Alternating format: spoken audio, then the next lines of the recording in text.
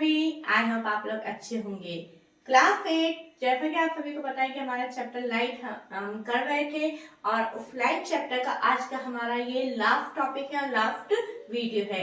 अगर आपने इस चैप्टर को स्टार्टिंग से नहीं देखा है तो प्लीज आप प्लेलिस्ट में जाइए, वहां पे आपको इस चैप्टर के पहले के पार्ट्स आपको देखने को मिलेंगे, वो आप देखिए, उनके नोट्स आप बनाइए, उसके बाद में आपको आज का ये वीडियो समझ में आ जाएगा। ठीक है बच्चों, तो इसी के साथ बिना टाइम वेस्ट करें मैं आपकी सुचिता मैम हम इस अपने टॉपिक को स्टार्ट करने जा रहे हैं और टॉपिक का नाम है आज हमारा डिफेक्ट्स ऑफ विजन। ठीक है, क्या होता है ये कि देखिए हमने जो है आईज के बारे में हमने लास्ट वीडियो में देखा था कि आईज की स्ट्रक्चर क्या होती है, हम किसके द्वारा देख पाते हैं। हमने कहा था कि हम आईज के द्वारा इस सुंदर वंडरफुल वर्ल्ड को हम देख पाते हैं, है ना। लेकिन आप देखते हैं कि जो हमारी जो विजन होता है, जो हमारा देखना होता है, उसके अंदर कहीं ना कुछ प्रॉब्लम्स आ जाती हैं। तो वो कितने टाइप्स की प्रॉब्लम होती है वो हम यहाँ पे आज डिस्कस करेंगे। ठीक है, देखिए The most comfortable distance at which one can read with a normal eye is about 25 centimeter.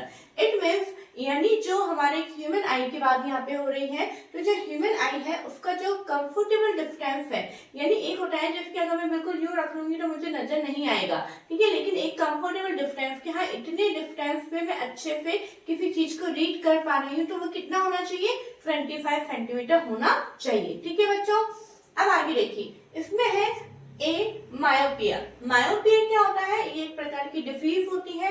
इसके अंदर क्या होता है, some persons can see objects close to them clearly but can not see distant objects so clearly. इसमें क्या होता है कि कुछ व्यक्ति पास की चीजों को, देखिए क्या लिखा है, clearly see objects close to them clearly. It means क्या है, यानी पास के ऑब्जेक्ट को तो वो अच्छे से क्लियरली देख पाते हैं, परंतु जो दूर रखे हुए ऑब्जेक्ट है उनको अच्छे से नहीं देख पाते हैं। तो ऐसी प्रॉब्लम को हम क्या बोलते हैं, मायोपिया बोलते हैं। और इसको और ये क्या किस नाम से जाना जाता है, नियर साइटेडनेस के नाम से भी जाना जाता है। लेकिन देखिए यहाँ पे जो नाम है उसके जस्ट अपोजिट इसमें काम हो रहा है। जैसे नियर साइटेडनेस है यानी जिसमें पास की चीज तो हमें नजर आती है लेकिन दूर के वक्त तो हमें नजर नहीं आती है। ठीक है, तो यहाँ पे जो मायोपिया है, हाइपरमेट्रोपिया है, ये जो है आपके बुक में ये वाली टर्म नहीं लिखी है, लेकिन मैंने फिर भी आपको नॉलेज हो इसलिए मैंने यहाँ पे ये लिखा है। ठीक है,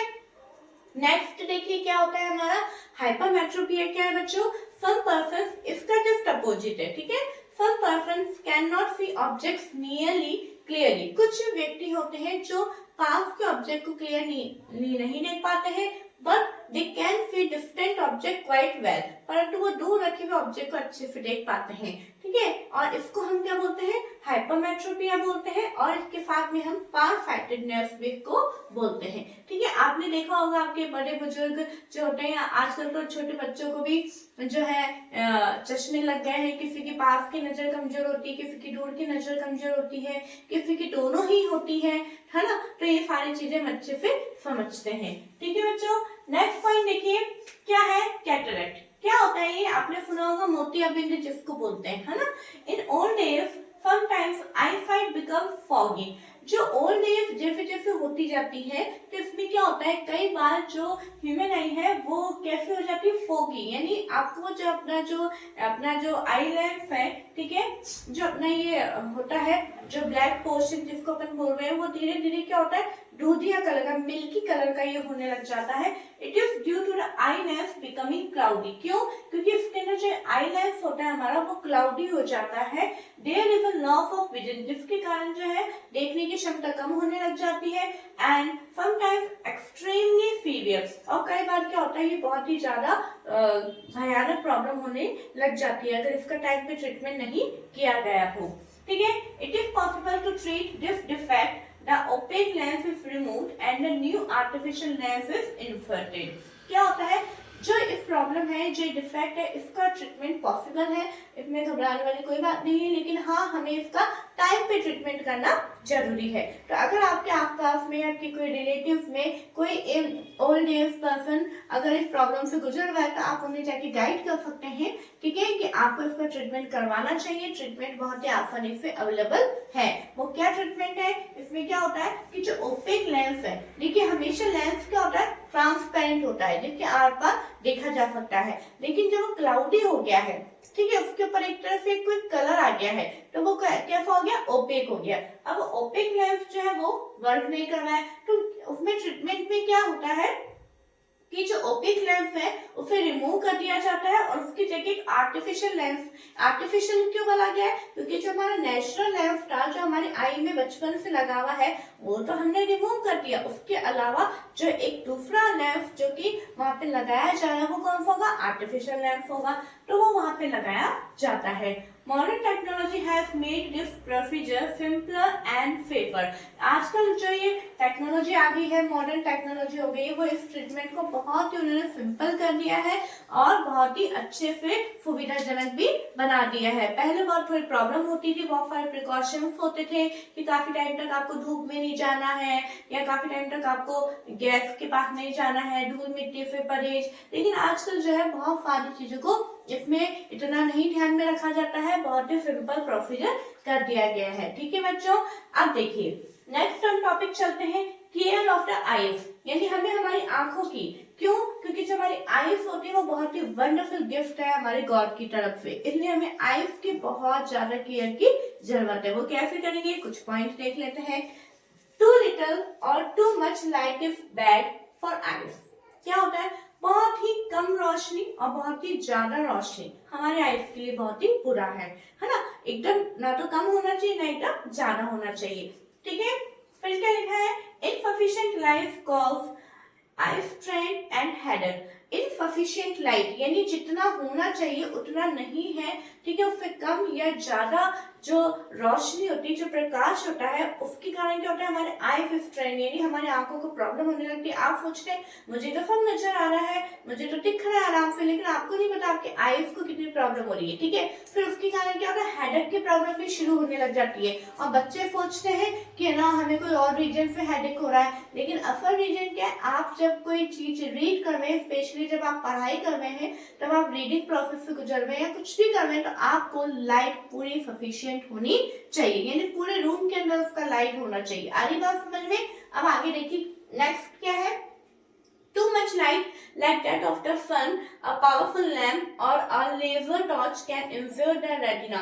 क्या होता है, बहुत ज्यादा प्रकाश, जैसे कि सन, हम कंटिन्यू सूर्य को देख रहे हैं, ठीक है, या फिर कोई लेजर लाइट हमारे आंखों के उसमें हम डाल रहे हैं, या फिर कोई बहुत हाई पावर का लैंप है जिसको हम उसकी कंटिन्यू रोशनी में रह रहे हैं, तो उससे क्या होता है, हमारा जो रेटिना है वो जो है खराब होने लग जाता है। तो प्लीज आप इन बातों का जरूर से ध्यान में रखें।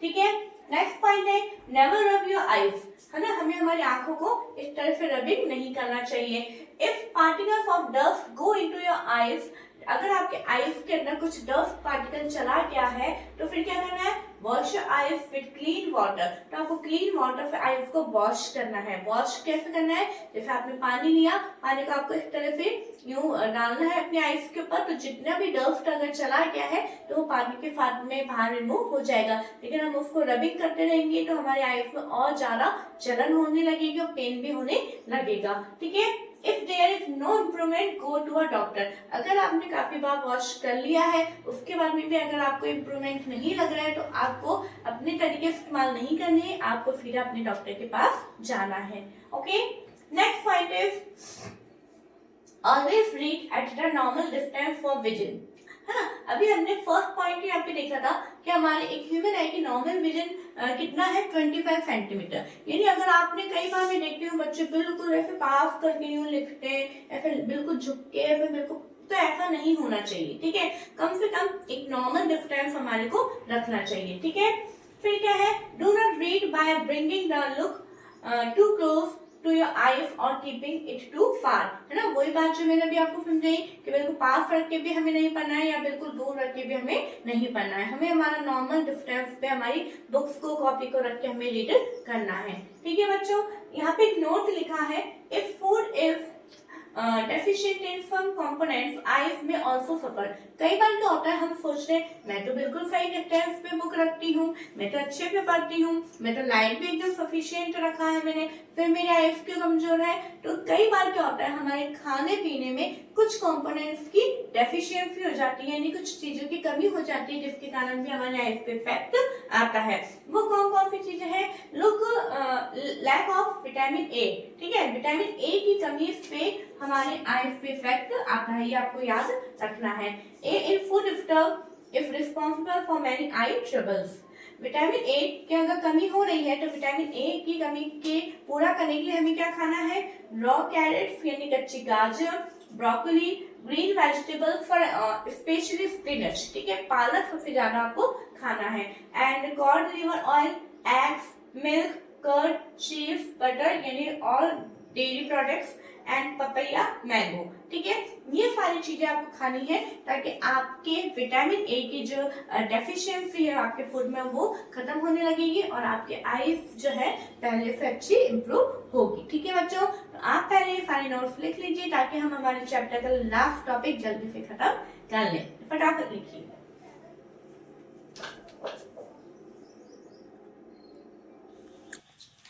ओके बच्चों, अब देखिए हमारा अभी नेक्स्ट टॉपिक है विजुअली इम्पेयर्ड पर्सन्स, यानी वो व्यक्ति जो देखने में समर्थ नहीं होते हैं, ठीक है, उनके बारे में हम पढ़ेंगे। Some persons including children can be visually impaired. कुछ लोग जिसमें बच्चे भी इंक्लूड हैं वो visually impaired होते हैं। They have very limited vision to see things. उनके पास में किसी भी चीजों को देखने के लिए बहुत ही, कुछ व्यक्ति ऐसे होते हैं जिनके ना बहुत कम उनको रोशनी मिल पाती है, बहुत कम वो देख पाते हैं, ठीक है। कुछ some persons cannot see at all since birth, और कई व्यक्ति ऐसे होते हैं जो कि जन्म से ही वो ब्लाइंड होते हैं, वो बिल्कुल नहीं देख पाते हैं। Some persons may lose their eyesight because of a disease और एन इंजरी, और कुछ लोग ऐसे होते हैं जिनके अगर कोई उनके साथ कोई घटना घटित हो गई है, कोई एक्सीडेंट हो गया है या फिर कोई बीमारी हो गई है, डिसीज हो गई, जिसके कारण भी उनकी आईसाइट बिल्कुल खत्म हो सकती है, ठीक है बच्चों। कई बार ऐसा होता है कि वो जब उनका जन्म होता है जब तो एकदम ठीक होते हैं, लेकिन कुछ टाइम बाद में कुछ प्रॉब्लम्स के कारण भी उनकी आईसाइट जा सकती है। तो ऐसी परिस्थिति में क्या किया जाए, ठीक है। तो ऐसी परिस्थिति में हम देखेंगे such persons try to identify things by touching and listening to voices more carefully. ऐसे लोग क्या करते हैं, अब जैसे आप इमेजिन करिए कि आपकी आईज आपने एकदम बंद कर रखी है और आपके केवल सामने एक अंधेरा सा है और उसमें जो है आपको कहीं जाना है, कहीं पहुंचना है, कुछ चीजों को उठाना है, तो आप कैसे कर पाओगे। तो क्या होता है, वो लोग आपने देखा होगा किसी भी चीज को ऐसे ही टच कर करके, है ना, वो चीज को फील करते हैं। अभी जैसे मार्कर उनको उठाना है और यहाँ पे मार्कर रखा है तो ऐसे टच कर करके वो फील करते हैं कि अच्छा हाँ ये मार्कर है, ठीक है। इस तरह से फील करते हैं टचिंग के द्वारा। और जो भी वो आवाज, जैसे अभी मान लो मैं उनको आवाज दे रही हूँ तो वो बिल्कुल ध्यान से केयरफुल होकर सुनते हैं कि आवाज कहाँ से आ रही है, कौन दे रहा है, ठीक है। तो इस तरीके से वो अपनी लाइफ को अपने सर्वाइव करते हैं, ठीक है बच्चों। बहुत ही टिपिकल होता है कि कैसे अभी हम जब हमारे घर में लाइट चली जाती है रात के समय में तो ही हम सर्वाइव करना मुश्किल हो जाता है। तो उनका जो लाइफ है वो तो पूरे टाइम डार्कनेस में रहता है, अंधेरे में रहता है। तो थोड़ा सा आप एक बार रुकिए, इमेजिन करिए कि कैसे वो सारी चीजों को कर रहे हैं। लेकिन आप कभी ऐसे बच्चों से, कभी ऐसे लोगों से मिलिए जरूर कि लेकिन फिर भी उसके बाद वो अपनी पूरी पढ़ाई करते हैं, ठीक है। आज हमारे पास में सब कुछ है लेकिन फिर भी हम पढ़ाई नहीं करना चाहते, लेकिन उनके पास में आंखें नहीं है, वो देख नहीं सकते हैं, है ना, इतने अच्छे सुंदर कलर्स को आइडेंटिफाई नहीं कर सकते, लेकिन फिर भी वो पढ़ाई भी करते हैं और एक बहुत अच्छे मुकाम पे भी वो पहुंचते हैं और किसी के ऊपर डिपेंड नहीं रहते हैं, है ना। वो अपने कामों को खुद पूरा इस तरह से सीखते हैं। उनके अंदर एक अलग ही पावर उनके अंदर जनरेट हो जाती है जो कि उन चीजों को सीखने में उनकी बहुत हेल्प करती है, ठीक है। तो अगर आप कभी ऐसे लोगों से मिलते हैं जिनके अंदर कुछ इस प्रकार के प्रॉब्लम्स है तो प्लीज आप उन्हें नजरअंदाज ना करें, उनकी हेल्प भी किया करें और उनसे एक मोटिवेशन ले, उनसे इंस्पिरेशन ले कि हाँ हमें भी कुछ करना चाहिए, ठीक है बच्चों। तो इसी के साथ हम थोड़ा सा आगे बढ़ते हैं। जैसे कि मैंने आपको बताया कि वो पढ़ाई भी करते हैं, तो पढ़ाई करने में उनका सबसे बड़ा जो रिसोर्सेज है वो क्या है, ब्रेन सिस्टम। ब्रेन सिस्टम क्या होता है बच्चों को देखेंगे, the most popular resource bye visually challenge person is brain. सबसे अच्छा पॉपुलर संसाधन ऐसे लोगों के लिए क्या है, वो है ब्रेन सिस्टम। क्या होता है ब्रेन, सबसे पहले तो मैंने यहाँ पे ब्रैकेट में इनके बारे में लिखना बहुत ही जरूरी समझा क्योंकि यही वो व्यक्ति है जिन्होंने सिस्टम के बारे को इजाद किया था। कौन थे वो, लुइस ब्रेन, है ना। इनके नाम के ही आधार पे सिस्टम का नाम भी पढ़ा था। तो लुइस ब्रेन जो थे वो himself a visually challenge person, वो खुद एक विजुअली चैलेंज पर्सन थे।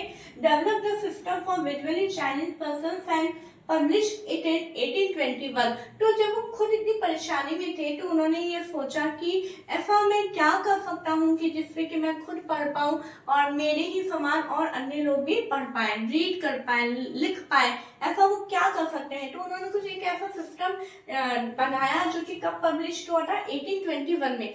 सोचिए कितने साल पुरानी बात थी, उतने साल पहले तो कोई टेक्नोलॉजी भी इतनी अच्छी नहीं थी, ठीक है। उस समय में उन्होंने इतनी अच्छी चीज को इजाद किया। तो हमारे पास टाइम है तो सोचिए हम कितना कुछ कर सकते हैं, ठीक है। थोड़ा सा जरा इन बातों की तरफ हमें सोचना चाहिए। फिर क्या लिखा है, the present system was adopted in 1932। और ये जो सिस्टम है वो अडॉप्ट कब किया गया, मतलब उन्होंने तो 1821 के अंदर बता दिया, लेकिन इस चीज को स्वीकार कब किया गया, 1932 के अंदर जाके, ठीक है। There is a braille code for common languages, mathematics and scientific notations. इसके अंदर जो ब्रेल जो थी, पूरा सिस्टम था, इसके अंदर सारी लैंग्वेजेस थे, ठीक है। मैथमेटिक्स हम ब्रेल के अंदर पढ़ते हैं और साइंटिफिक नोटेशंस भी हमें ब्रेल के अंदर देखने को मिलती है। इट हैज 63 डॉट पैटर्न्स और कैरेक्टर्स। ये जो सिस्टम है इसके अंदर कितने डॉट पैटर्न्स होते हैं, 63 डॉट पैटर्न्स। देखिए मैंने जैसे आपकी बुक में भी दे रखा है, मैंने वही एग्जाम्पल बनाया है। जैसे यहाँ पे क्या होता है बच्चों, जैसे 3D फॉर्म में डॉट्स होते हैं, जैसे उभरे हुए होते हैं, तो उभरे हुए डॉट्स को ऐसे वो टच करके फील करते हैं। जैसे यहाँ पे जो 2 डॉट मैंने डार्ट बनाया है, तो ये 2 डॉट उभरे हुए, जब वो यूं रखते हैं, फील करते हैं, तो मतलब ये सी है। अगर ये वाला डॉट उभरा हुआ है तो मतलब वो ए है, और अगर वो एक तरह से उभरे हुए तो ये टी है। तो ये तीनों डॉट्स को मिला के कौन सी स्पेलिंग बन गई, CAT यानी कैट, ठीक है। इस तरह को वो टच कर करके फील करके उन चीजों को पढ़ते हैं, और इन डॉट्स को उनको याद भी रखना बहुत जरूरी है कि ए का डॉट कौन सा होता है, सी का डॉट कौन सा होता है। जैसे कि अगर आपको एक बार नर्सरी में बनाना सिखा दिए कि ए फॉर एप्पल, ए कैसे बनता है, बी कैसे बनता है, तो आपको बार बार ये चीज सिखानी नहीं है, ठीक है। आपको वो याद रखना पड़ता है। ऐसे उनको भी वो डॉट्स जो है याद रखने पड़ते हैं कि इस वाले लेटर का डॉट क्या है, ठीक है। आगे चलते हैं। These people learn this system by beginning with letters। जैसे अभी मैंने आपको बताया था कि जब आप नर्सरी में थे तब आपको आपकी लैंग्वेज जो है किससे शुरुआत करी थी, लेटर्स से, ठीक है। तो यहाँ पे भी जो ब्रेल सिस्टम है वो भी लेटर्स से स्टार्ट किया जाता है, then special characters and letters combination. फिर उसके बाद में कुछ स्पेशल और भी इसमें, जैसे आपको पहले लेटर्स सिखाए गए, फिर वॉवल साउंड जैसे कैट, बैट, मैट, ऐसे कुछ छोटे छोटे स्पेलिंग्स, उसके बाद पूरे सेंटेंस आपको सिखाए गए। ऐसे ब्रेल के अंदर भी जो है लेवल इसका हाई होता जाता है, ठीक है। फिर क्या है, methods depend upon recognition bye touching. और इसमें जैसे कि मैंने बताया था कि जो मेथड कब काम करता है, ऐसे बुक हम रख देंगे, फिर हमने रख ली तो ऐसे काम नहीं करेगा, इसको टच करना पड़ता है। जैसे मैंने आपको बताया था कि जो डॉट्स है वो उभरे हुए होते हैं, ठीक है। जैसे एक नॉर्मल पेपर है, ऐसा ही थोड़े से उभरे हुए होते हैं, और उभरे हुए को वो टच करके फील करते हैं। तो ये जो मेथड है वो टचिंग पे डिपेंड करता है, ठीक है। Braille text can be produced by hand और बाय मशीन। अब जो पूरी बुक्स होती है इनकी बच्चों, ठीक है, जो ब्रेल बुक्स होती है वो कैसे प्रिंट करते हैं, इसमें मशीनों के द्वारा भी होता है और हाथों के द्वारा भी इनको बनाया जाता है, ठीक है। तो आई होप बच्चों आपको ये टॉपिक समझ में आया होगा, और बहुत ही ज्यादा ये सेंसिटिव टॉपिक है, इसलिए प्लीज आपको थोड़ा सा गौर करना चाहिए जिनका बच्चों का पढ़ाई में मन नहीं लगता है। स्पेशली मैं उन बच्चों से कहना चाहूंगी प्लीज आप पढ़िए, क्योंकि आपके पास में सब कुछ है, ठीक है। तो और ये चैप्टर भी हमारे यहाँ पे कंप्लीट होता है। अगर इस चैप्टर में कोई भी प्रॉब्लम है प्लीज आप कमेंट में लिख के जरूर से पूछ सकते हैं, ठीक है बच्चों। और अगर वीडियो थोड़ी सी भी अच्छी लगती है तो थोड़ा सा लाइक कर दिया करें, थोड़ा सा शेयर भी कर दिया करें, और जिन्होंने सब्सक्राइब नहीं किया उन्हें क्या करना है, सब्सक्राइब भी करना है। Okay, thank you.